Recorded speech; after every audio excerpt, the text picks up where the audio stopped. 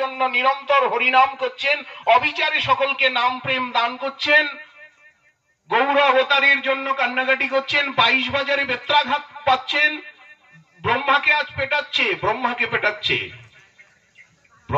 22 বাজারে ধরে চাবুক লাগাচ্ছে।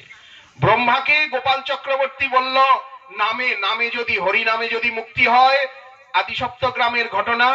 গোপাল চক্রবর্তী হরিদাস ঠাকুরকে অপমান করে বলল যে নামে যদি মুক্তি হয়, তাহলে যদি না হয় তোমার নাক কাটবো। এটা সোজাসুজি না বলে বলল, তাহলে তুমি নাক কেটে প্রতিজ্ঞা করো, মানে আমি তোমার নাক কাটবো। কিরে মূর্খ ঘটপটিয়া, ন্যায়ের পণ্ডিত, তুই ঘটপট ছাড়া কি জাতি, অনুমিতি, ব্যক্তি, উপাধি, সমবায়, অভাব, তোর তো অভাব নিয়ে আলোচনা। প্রাগ অভাব, ধ্বংসাভাব, সংসর্গাভাব, অন্যান্য অভাব, তুই ভাব কি বুঝিস রে?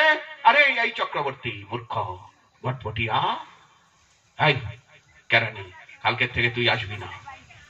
তুই হরিদাস ঠাকুরের অপমান করলি, তুই নৈয়ায়িক, তুই জাতি, অনুমিতি, ব্যক্তি, উপাধি নিয়ে তুই উপাধিতে পড়েছিস, অভাবে পড়েছিস। কালকের থেকে গোপাল চক্রবর্তী যেন মুখ না দেখায়।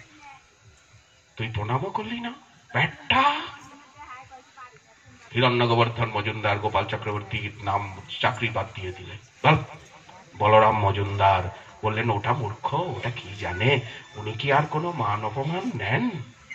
কোথায় উনি? এই দেখুন ব্রহ্মা লীলা করছে, ফুলিয়ায় এসে কিরকম লীলা করছে অদ্বৈতের সঙ্গে। অদ্বৈত বলছে, আজ আমার পিতৃদেবের বাৎসরিক তিথি নির্জান দিবস, আমার পিতৃ আরাধনা দিবস। এই জন্য ফুলিয়ার সমস্ত ব্রাহ্মণগণকে, নদিয়ার শান্তিপুরের সমস্ত ব্রাহ্মণগণকে আমি আজ আমার এখানে মদন গোপালের প্রসাদান্ন গ্রহণের জন্য আবেদন প্রার্থনা জানিয়েছি।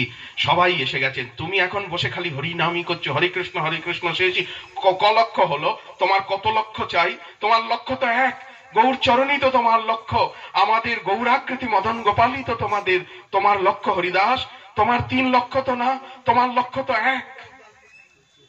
চলো চলো চলো, তোমাকে যেতে হবে। তোমার জন্য আসন বিছিয়ে রেখেছি, সবচেয়ে শ্রেষ্ঠ আসনে। আমার ইচ্ছা তোমাকে আজ ফুলিয়ার সবার সঙ্গে, নদিয়ার শান্তিপুরের সকলের সঙ্গে, এই হরিনদী গ্রামের সকলের সঙ্গে আমি তোমার পরিচয় ঘটাবো। এসো।